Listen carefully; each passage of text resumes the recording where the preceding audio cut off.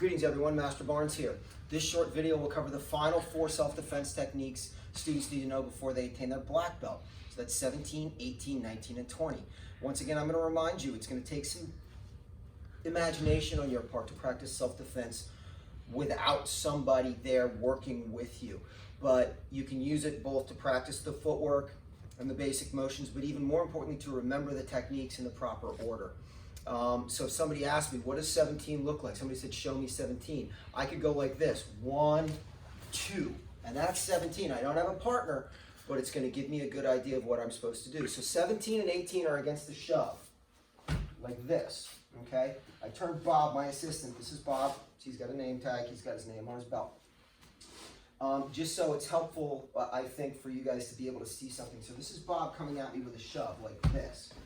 He's going to come at me with a shove. What I'm going to do is, as his hands make contact with me, this hand in particular, I'm going to pivot like I was a door with a hinge. So I'm not moving sideways.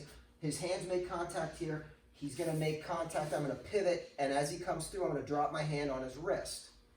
Okay, so now I've got his wrist in a wrist lock like this.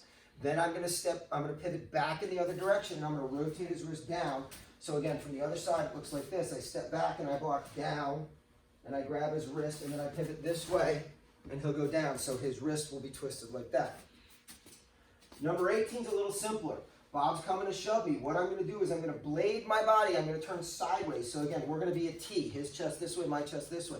He's coming at me. I'm going to step back. You can't step in. It's going to happen too fast. I'm going to step back. As this hand comes here, I'll trap it, but I'm going to bring my palm heel right up, boom, like that, under his chin. So he comes to shove, I'm just going to go bang, like that. Okay? The last two are against what they call a haymaker punch. It's one of these big, sweeping punches. Seems to be the instinct for most people who aren't trained. In the first case, let's say Bob's coming, and I'm going to turn sideways like this. Bob's arm is coming this way. He's trying to hit me in the side of the head. What I'm going to do, I'm not going to bend forward. I'm going to bob. No pun intended. So it's coming here. I'm going to drop down and slide, right? So I kept my chest up. I'm going to ridge hand right there. Then I'm going to grab the back of his shirt, and I'm going to kick his legs out from under him like that, okay? So the punch is coming. And again, I'm going to duck under it. Bob, come up. So Bob, smack, come up behind, and kick out like that. The last one, I'm going to turn him this way. He's throwing this.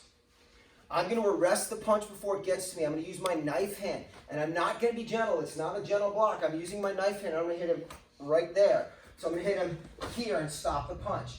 And then I'm going to elbow and knee strike like that. You can see Bob doesn't weigh very much. So again, it's coming here. I'm going to chop. Think about breaking a board that's right inside his arm. Chop. Elbow.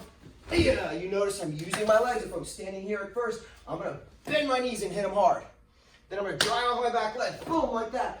All my weight behind it. And then now this leg is really light, so I can like that. Okay? So again, it's going to take some imagination, but it can help a lot in terms of remembering and staying fresh. Hope this helps.